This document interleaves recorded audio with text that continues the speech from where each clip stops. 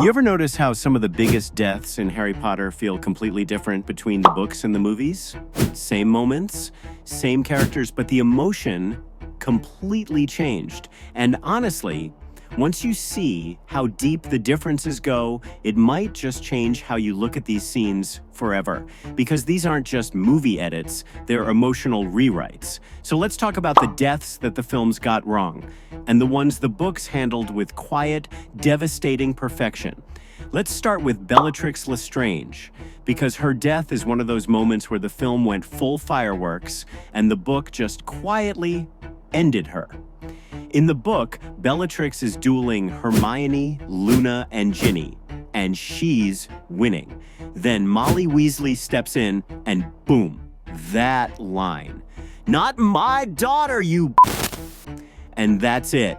One clean curse. Bellatrix goes down, and the fight moves on. No explosion, no ash cloud, no dramatic slow-mo.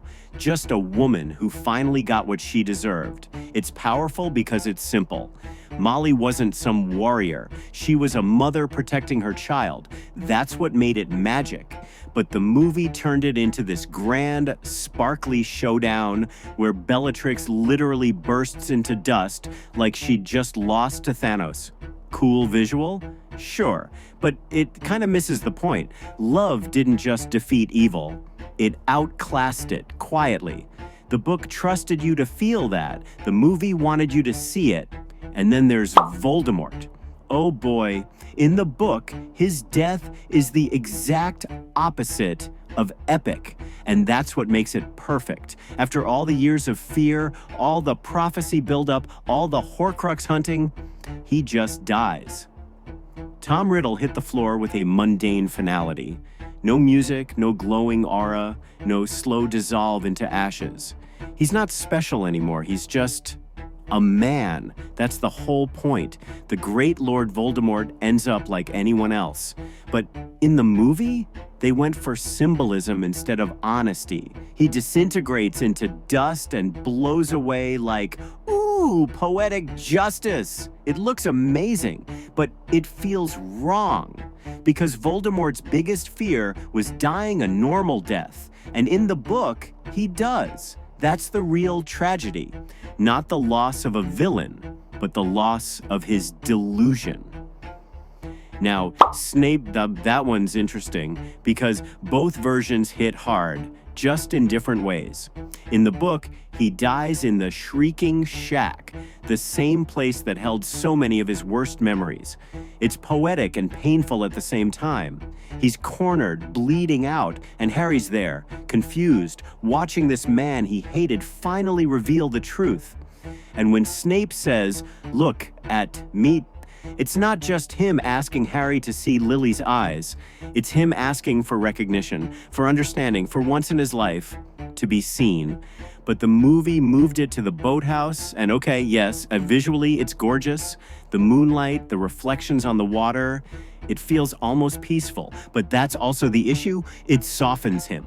The book shows Snape's tragedy in a filthy, haunted room. The movie shows it like a eulogy. It's still sad, but it's not as raw. In one, he dies broken.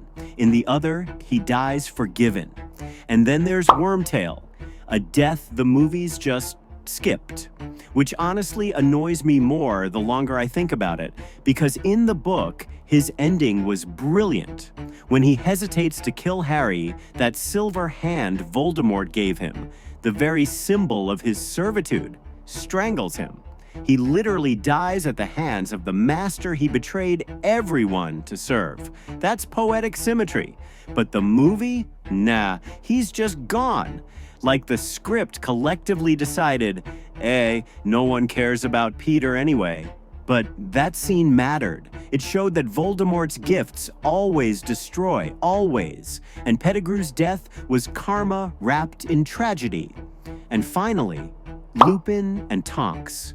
If you blink in the movie, you'll miss them. They're just lying there. No moment, no goodbye. But the book? Oh, that one hurts. Harry sees them side by side, their hands almost touching. And the weight of it hits. Teddy's an orphan now.